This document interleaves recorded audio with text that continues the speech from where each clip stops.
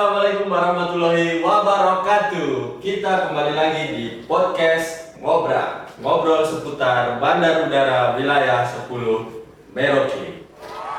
Pada episode kali ini kita kedatangan tamu spesial dari salah satu maskapai ternama di Indonesia.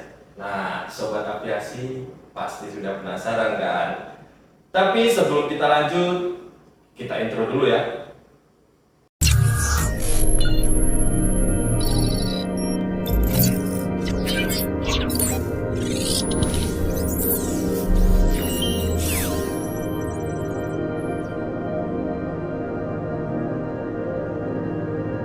Nah, sobat aviasi pasti sudah mulai tahu kan maskapai apa sih yang saya maksud tadi.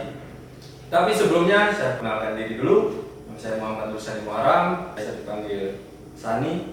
Saya di sini menggantikan teman saya yang menjadi host di video sebelumnya. Selama 30 menit ke depan kurang lebih saya akan menemani sobat aviasi. Kita ngobrol-ngobrol tentang dunia penerbangan dengan tamu kita kali ini. Langsung saja kita sambut Bapak Miftahul Azhar, General Manager Garuda Indonesia di Merauke. Selamat datang, Pak. Terima kasih. Selamat pagi. Apa kabar, Pak? Alhamdulillah, baik. Baik. Kabar baik. Nah, sobat aviasi, kemarin saya sebelum menghubungi beliau sedang kurang enak badan, tapi sungguh luar biasa. Beliau sudah menyempatkan waktu, meluangkan waktu untuk ngobrol-ngobrol bersama kita tentang dunia penerbangan dan tentunya tentang Garuda Indonesia. Kita doakan semoga Bapak Miftahul Azhar diberi kesehatan kembali agar dapat beraktivitas dengan normal kembali. Amin, amin. Terima kasih. Pak, mungkin sebelum kita bahas tentang dunia penerbangan dan mungkin nanti ke depan Garuda Indonesia, mungkin Bapak boleh ceritakan sedikit Pak tentang latar belakang, mungkin biografi, tempat tinggal dan riwayat pendidikan Pak. Oh, baik, Silakan, baik. Siap. Ya, terima kasih Pak Sani dan juga tim dari Outbound 10 Merauke atas kesempatannya hari ini ya. Saya mungkin itu dulu yang saya ucapkan terima kasih yang pasti ya, sudah meluangkan waktu, sudah memberikan kesempatan juga. Sebenarnya kalau untuk cerita pribadi saya sendiri sih, tadi saya juga sudah diperkenalkan, nama saya Miftahul Azhar, mungkin banyak lebih akrab disapa Miftah atau Azhar ya, tergantung lokasi juga. Kalau biasanya kan kalau nama Miftah ini kan cukup umum ya. Jadi kadang ada yang namanya sama, jadi ada juga yang nyapanya bukan Miftah tapi Azhar gitu. Tapi kalau di sini mungkin aman jadi Miftah aja gitu. Kalau untuk background sendiri, saya memang dulu pendidikan terakhirnya di Universitas Indonesia itu jenjang S1. Tapi jurusannya ini agak memang kalau dengan ya bidang pekerjaan yang sekarang ini jauh banget gitu. Dulu saya S1-nya tuh di jurusan kimia. Dari kimia. Dari kimia, dan kimianya murni gitu di FMIPA gitu. Jadi memang agak jauh gitu ya kalau dari sisi dunia penerbangan. Nah, kalau untuk saya lahir besar di Jakarta itu, dan semua keluarga besar saya juga saat ini masih di Jakarta. Kalau untuk tinggal di Merauke sih memang saya ya tinggalnya nggak jauh-jauh dari bandara sih ya, di daerah sini juga di dalam kota. Nah, tapi kalau untuk tempat tinggal yang domisili asli, tempat tinggal saya di Jakarta, memang di daerah Jakarta Timur gitu. Kalau untuk perjalanan karir saya sendiri sih memang bisa masuk ke airline ini ya cukup unik juga sih ceritanya ya. Karena kalau tadi Pak Sani ya mungkin agak ini juga ya, agak surprise juga gitu ya. Kok bisa dari kimia lanjutnya ke penerbangan gitu. Cuma memang itu satu cerita yang unik sendiri sih. Dulu saya itu waktu kuliah di masa-masa skripsi di akhir penelitian itu memang ada satu pengalaman yang unik gitu ya. Saya diajak sama dosen pembimbing saya, waktu itu kami bareng-bareng total kalau nggak salah 12 orang gitu ya. Diajak jalan-jalan lah istilahnya gitu. Dan itu experience yang pertama kali saya dapat gitu. Baik itu pengalaman pertama kali terbang, pengalaman pertama kali terbang ke luar negeri, pengalaman pertama kali naik Garuda gitu ya saat itu. Karena sebelumnya tuh nggak pernah naik pesawat, nggak pernah jalan-jalan keluar gitu ya. Tapi dari situ muncul keinginan, ya mungkin saat itu karena jiwa idealismenya kan masih tinggi ya, Iya, Pak. masih jiwa-jiwa mahasiswa lah gitu. Tiba-tiba timbul keinginan, oh pengen deh coba nih kerja di Garuda gitu ya.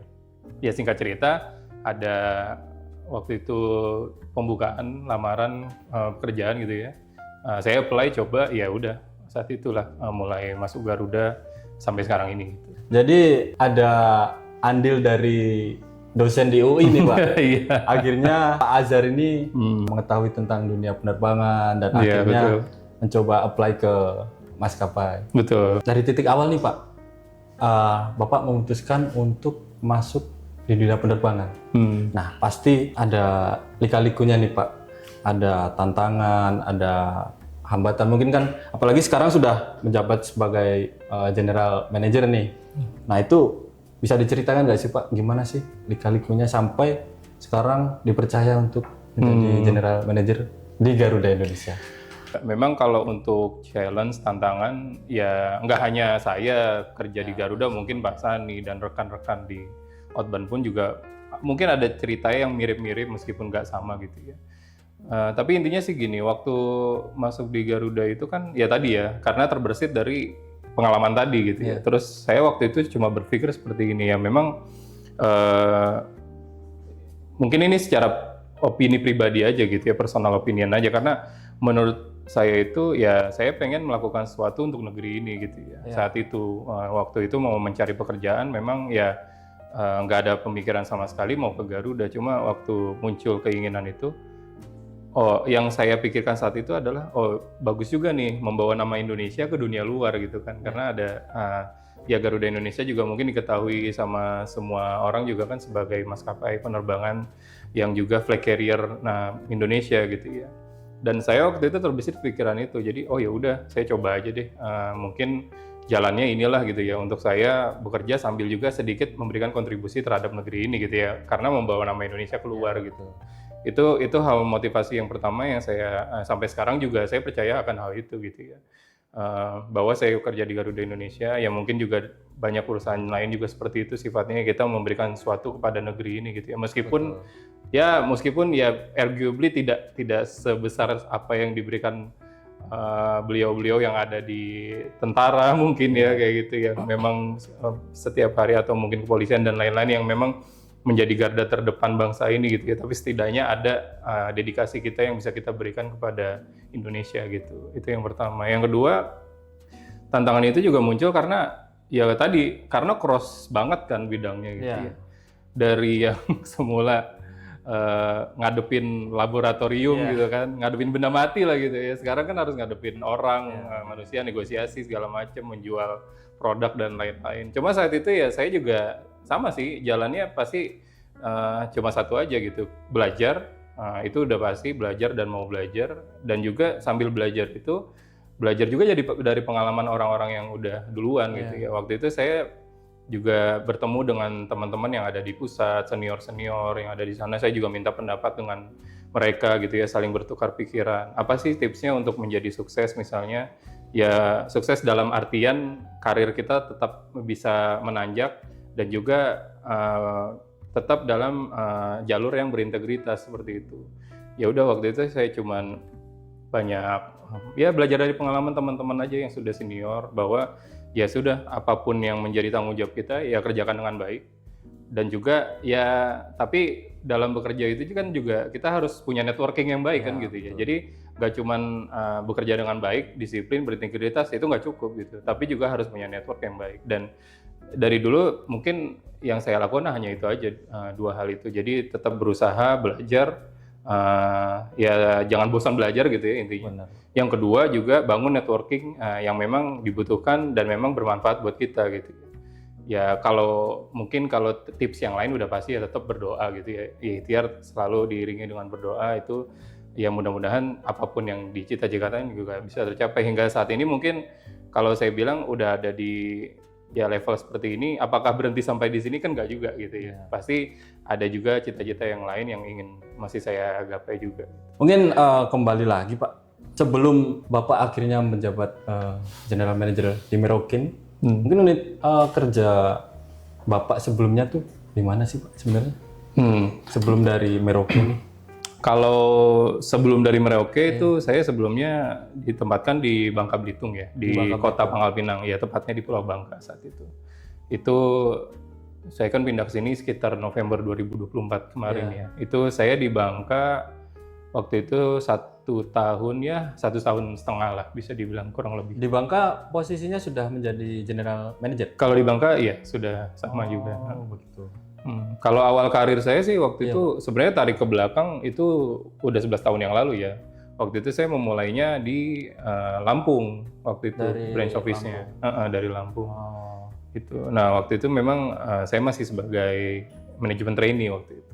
Manajemen trainee itu kan memang mungkin kalau sekarang banyak perusahaan yang mengistilahkannya itu MDP ya. Sama sih sekarang Garuda juga mengistilahkannya MDP juga ya, Management Development Program. Jadi ya mungkin serupa lah. Kalau di bank-bank biasanya tuh ada yang menyebutnya ODP juga ya, Officer Development Program gitu.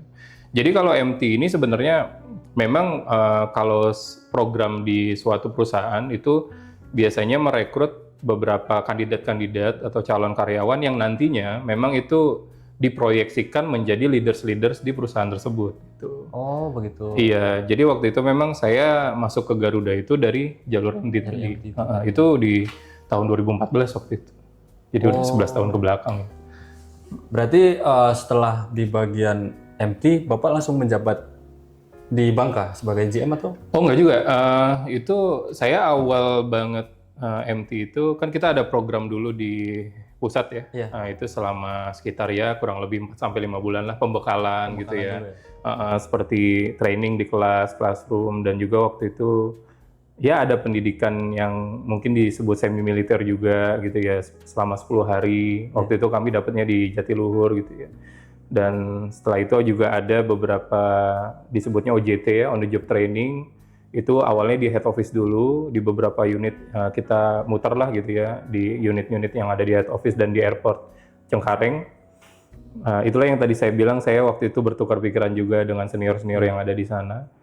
Sampai akhirnya yakin gitu ya untuk mengambil karir di bidang ini. Nah waktu itu saya memulai OJT di branch office itu di Lampung, yang tadi saya sempat sebutin juga Mas. Jadi di Lampung itu saya sebagai manajemen trainee dan saat itu sudah diarahkan ke sales. Oh gitu. Iya, waktu itu sudah diarahkan ke bidangnya sales itu. Jadi ya singkat cerita saya waktu itu di Lampung sampai total 3 tahun gitu ya. Itu masih dalam level sales representatif gitu ya waktu itu.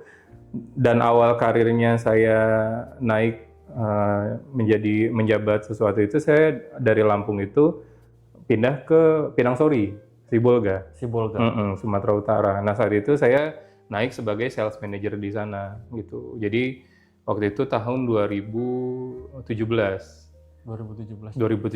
saya di Sibolga itu lama lah, hampir 5 tahun. Saya pindah dari Sibolga itu di 2022 pertengahan itu pindah ke Balikpapan. Di situ masih sebagai manajer sales di Balikpapan. Dan 7 bulan dari Balikpapan baru saya pindah ke Bangka tadi. Ke Bangka. Ke Bangka, dan di situ naik sebagai branch manager saat itu. Ya. Ada nggak sih Pak adaptasi? Kan sebelumnya Bapak di MT, kemudian di mana? Di sales. Kemudian sekarang di Bangka pegang GM. Nah itu ada nggak sih Pak adaptasi dari peran, tanggung jawab selama di situ?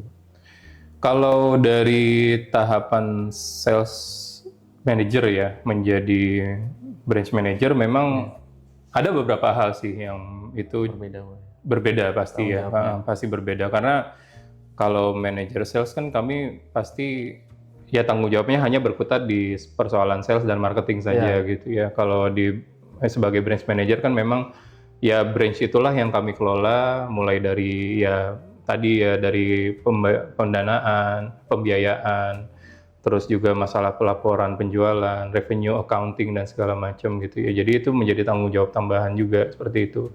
Dan juga operasional meskipun kami nggak terlalu juga concern secara langsung karena ada station manager di bawah kami, tapi tetap kami juga tetap memonitor itu dan juga harus belajar menghadapi kendala-kendala operasional di lapangan. Jadi memang ya pasti adaptasi itu ada tahapnya juga, dan juga tapi yang pasti tadi sih memang prinsipnya ya terus belajar dan mau belajar gitu ya, karena nggak ada hentinya gitu ya. Pasti kan problem itu di Bangka misalnya dengan saat ini di Merauke pasti kan sifatnya beda-beda ya. Iya. Nah pasti juga solving problemnya juga beda-beda juga gitu ya, cara kita ya mencarikan solusi untuk masalah yang timbul seperti itu pasti juga nggak bisa disamakan gitu. Jadi proses adaptasi itu juga lumayan challenging di awal, tapi ketika kita sudah bisa ya beradaptasi dengan baik, ya jadinya seru aja sih gitu ya.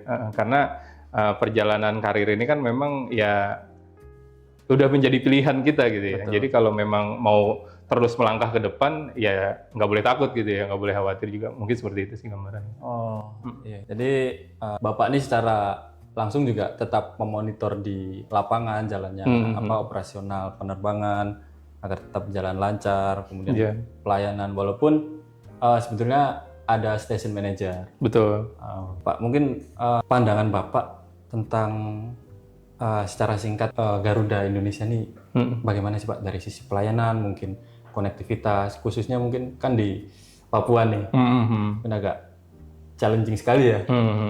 Menurut Bapak tuh bagaimana tuh? Iya, kalau untuk mungkin pelayanan kita bahas nanti aja ya. Iya, Kalau dari sisi konektivitas dulu sih mungkin yang menjadi highlight di sini ya. Kalau konektivitas memang itu ya masih sangat menantang juga buat kami, karena ya dari beberapa hal yang udah kami hadapi khususnya waktu itu saat COVID ya, Ya, waktu ada pandemi saat itu, dan Garuda kan memang ya terpaksa harus melakukan banyak hal. Salah satunya ya pemangkasan jumlah armada yang cukup banyak ya waktu itu ya. Hampir kalau sebelum dan pasca pandemi itu bisa dikatakan kami ya kehilangan 50% kurang lebih ya Iya, Pak. dari armada yang dioperasikan gitu ya. Ya karena banyak hal lah ya, yang banyak pertimbangan. Salah satunya yang paling utama adalah pasti faktor finansial gitu ya. Karena saat pandemi cukup sulit juga untuk mendapatkan revenue gitu ya, untuk menghasilkan pendapatan. Tapi ya dalam waktu yang beriringan, yang bersamaan, biaya-biaya akan sewa pesawat dan lain-lain tetap harus dipenuhi gitu ya, tetap harus dibayarkan gitu. Makanya memang banyak pemangkasan saat itu. Dan itu berdampak hingga saat ini. Jadi ketika setelah pandemi itu ya Papua ini khususnya memang menjadi salah satu yang mungkin rute yang belum bisa dimaksimalkan kembali ya kalau saat ini ya. Kalau dulu ya kita bicara mungkin dulu rutenya ada dari Jakarta ke Makassar, ke Merauke, dan juga ke Jayapura. Jadi akhirnya rute itu dirubah menjadi Jakarta via Jayapura baru ke Merauke gitu ya. Dan untuk saat ini karena kita bersamaan juga sedang menghadapi adanya season haji ya, musim haji. Ya, benar. Jadi ada beberapa memang armada kami yang akhirnya harus digunakan baik rute haji maupun juga domestik yang menjadi feeder-feedernya gitu. Jadi embarkasi antara itu juga ada membutuhkan angkutan haji. Ya, makanya memang ya secara langsung nih berdampak kepada salah satunya rute Merauke yang tadinya kami setiap hari terbang, saat ini hanya 4 kali seminggu gitu ya. Tapi itu mungkin akan berubah lagi menjadi 1 kali sehari nanti di bulan depan ya, di bulan Juli itu harapannya, jadi udah mulai terbang setiap hari lagi. Nah kalau untuk konektivitasnya sendiri sih kami memang ada beberapa pemikiran gitu ya, tapi ini baru sekedar ide-ide aja, belum menjadi suatu pembahasan yang memang dibawa ke diskusi internal yang lebih serius gitu ya. Bahwa memang ada ide kami mau menghidupkan kembali mungkin nanti rute Merauke tapi via Makassar seperti itu. Jadi nggak lewat Jayapura lagi, karena kalau lewat Jayapura kan mungkin nggak tahu nih Pak Sani pernah terbang juga nggak dari Jakarta ke Merauke via Jayapura, itu kan capek banget ya. Udah transit gitu kan, panjang banget kan gitu ya. Seperti itu. Jadi ada juga pertimbangan seperti itu, tapi juga kami ya itu mungkin jangka panjang lah bisa dibilang dalam waktu atau jangka menengah lah ya, dalam waktu 2-3 tahun ke depan kalau memang potensi itu ada, kita akan mengconsider untuk tadi membuka rute yang via Makassar tadi gitu ya, ke Merauke. Kalau untuk konektivitas mungkin ya nanti dari Makassarnya harapan kami juga ada rute-rute yang ya bisa ke Surabaya, atau mungkin ke Kalimantan, ke Pulau Jawa, ke Pulau Kalimantan, atau mungkin ke Pulau Sulawesi yang lainnya dari Makassar seperti itu ya. Jadi konektivitas itu mau kami bangun, cuma memang ya itu bertahap gitu Pak. Karena saat ini yang menjadi tantangan buat Garuda ya ada di jumlah armada tadi gitu ya. Jumlah armada ya, Pak, tadi. Jadi PR kami mungkin secara korporasi itu secara besarannya adalah bagaimana menambah armada dan juga nantinya kalau udah ditambah bagaimana menemukan formulasi rute yang terbaik untuk menerbangkan armada tersebut untuk ya balik lagi ya cita-cita korporasi pasti selalu untuk mendapatkan keuntungan gitu ya. Seperti itu. Selain dari armada Pak, mungkin dari sisi cuaca kemudian infrastruktur di sini bagaimana Pak menurut Pak? Selama untuk jalannya operasional Garuda Indonesia khususnya di Papua. Iya, kalau cuaca ya mungkin sejauh ini kami belum menemukan tantangan yang berarti ya, karena mungkin waktu jamnya Garuda terbang tuh ya cuacanya lagi cukup baik lah gitu ya, tapi habis itu mungkin hujan ya, seperti itu ya. Memang cuaca ini sangat tidak dapat diprediksi sih kalau dilihat di Merauke ini. Kalau untuk infrastruktur yang lainnya seperti bandar udara, karena saat ini ya kebutuhan kami adalah menerbangkan Boeing 737-800 ya, jadi ya cukup memadai sebenarnya. Memang kemarin sempat ada kendala karena ya ini menyangkut ke bandar udara juga ya, fasilitas bandar udara, karena ternyata masih ada limitasi gitu ya untuk take off di sekitar 65 ton gitu ya, dan itu cukup berdampak kalau seandainya di posisi peak season gitu Pak. Jadi kalau di peak season ini kan kapasitas kami kan maksimal 162 penumpang, dan udah pasti kan kadang-kadang kalau peak season nih orang kan bawa bagasi banyak gitu ya, dimaksimalkan gitu ya, dan dengan misalnya free bagasi kami di economy class 20 kilo, mereka maksimalkan itu. Nanti ada tambahan kargo lagi, itu yang harusnya bisa diisi 3,5 sampai 4 ton, kadang-kadang cuma bisa diisi 1,5 sampai 2 ton aja gitu. Mungkin tantangannya sih ada di situ sebenarnya kalau mengenai fasilitas bandar udara sendiri ya. Seperti itu. Tapi kalau untuk fasilitas hal-hal lainnya sih ya saya juga mungkin kita tetap berkoordinasi juga dengan otoritas bandar udara dan juga dengan UPBU di sini seperti itu ya. Apa area-area yang bisa diimprove untuk memajukan juga Bandara Merauke ini ke depannya gitu ya. Karena ya kita juga kan karena di sini kebetulan juga ada proyek pemerintah juga ya saat ini ya yang memang sedang berjalan seperti itu. Karena kalau proyeksi proyek dari pemerintah ini juga berjalan sesuai dengan rencana, sepertinya Merauke ini juga harus bersiap-siap nih, nantinya pasti traffic akan juga meningkat untuk in dan out dari Bandara Mopah ini gitu. Iya, benar Pak. Itu. Jadi menurut Bapak infrastruktur dari bandar udara yang ada di Papua ini cukup memadai. Cukup memadai untuk saat ini ya. Tapi harus antisipasi lebih baik. Tapi mungkin kendalanya kita mungkin season tertentu, jadi kita harus hitung pasti dari passenger, kemudian bagasinya, mungkin itu yang perlu diperhatikan baik-baik. Ya kalau harapan untuk dunia penerbangan sih memang yang paling utama pasti jangan sampai ada accident ya. Yang pasti jangan sampai ada accident, semuanya kita berdisiplin dalam menjaga safety, dalam menjaga safety and security di aviasi gitu ya, itu hal yang paling utama dan terutama. Dan yang kedua ya tadi dengan beriringan safety dan security semuanya dipenuhi, mudah-mudahan dunia di penerbangan di Indonesia ini juga bisa menciptakan konektivitas yang lebih baik lagi dari saat ini gitu ya, karena kalau kita bicara saat ini mungkin penerbangan, kan kita ini Sabang sampai Merauke, kan belum ada kayaknya penerbangan yang terkoneksi dari Sabang hingga Merauke di hari yang sama gitu ya. Mungkin itu salah satu jadi cita-cita Indonesia juga baik gitu ya, kalau nanti ada seandainya penerbangan dari Sabang sampai Merauke bisa terkonek di hari yang sama gitu ya, atau dalam waktu yang singkat gitu ya, itu juga. Jadi konektivitas di Indonesia ini memang masih jadi suatu tantangan juga, terutama di Papua mungkin ya, karena karena di Papua ini juga sangat-sangat butuh adanya eksistensi penerbangan gitu ya, karena untuk mencapai daerah-daerah remote ya itu juga cukup menjadi tantangan. Dan juga harapannya bagi semua maskapai yang ada di Indonesia, baik itu Garuda maupun yang lain, ya tetap juga bisa menjalankan bisnisnya dengan baik dengan mencapai profitabilitas yang memang diinginkan gitu ya. Dan juga selalu menunjukkan growth dari tahun ke tahun yang ya bisa dibilang itu menunjang untuk perekonomian bagi Indonesia juga seperti itu. Dan yang ketiga, ya harapannya jangan ada pandemi lagi. Karena itu buat dunia aviasi, pokoknya itu sangat memukul banget ya dulu. Harapannya itu sih.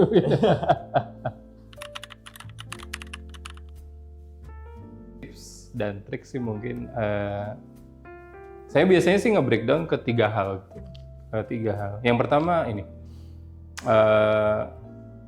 karena ya saya juga sebagai seorang muslim gitu ya, dan juga ya meskipun bukan muslim yang taat-taat banget lah gitu, tapi berusaha gitu.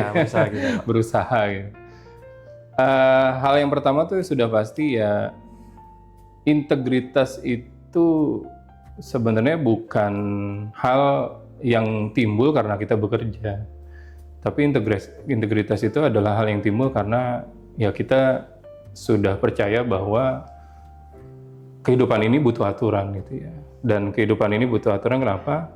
Karena manusia ini kalau nggak teratur hidupnya, ya bisa berpotensi bukan seperti manusia lagi dia hidupnya seperti itu, bahkan bisa lebih rendah daripada itu gitu ya. Jadi sebenarnya kalau bicara integritas itu ya kita nggak usah balik lagi ke dalam dunia pekerjaan, tapi dalam hal apapun juga harus seperti itu. Bagaimana berinteraksi dengan orang lain, bagaimana juga menyikapi pekerjaan, bertanggung jawab terhadap keluarga dan lain-lain. Jadi ya tanpa berpanjang lebar mungkin sudah bisa dipahami lah ya masalah integritas itu seperti apa.